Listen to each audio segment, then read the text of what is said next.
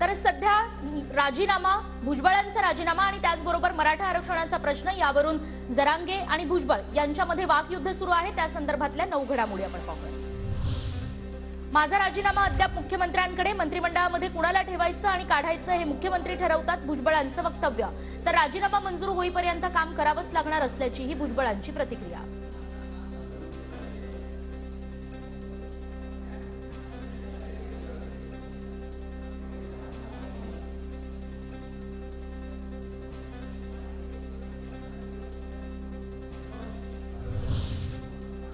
16 नोव्हेंबरलाच मंत्रिपदाचा राजीनामा, शिंदे गटाच्या आमदारांना भुजबळांचं उत्तर, राजीनामा द्या किंवा डोक्यावर घेऊन फिरा, पण मराठ्यांच्या विरोधात बोलाल तर सोडणार नाही, जरांगेंचा इशारा।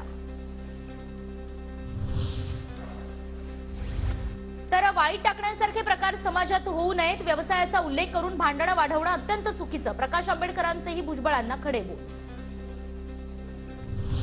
16 नोव्हेंबरलाच मंत्रिपदाचा राजीनामा दिला तर कॅबिनेट बैठकीला हजर कसे राहिलात, राऊतांचा भुजबळांना सवाल। तर राजीनाम्याचं नाटक असून भुजबळांच्या तोंडून फडणवीस बोलत असल्याचाही आरोप।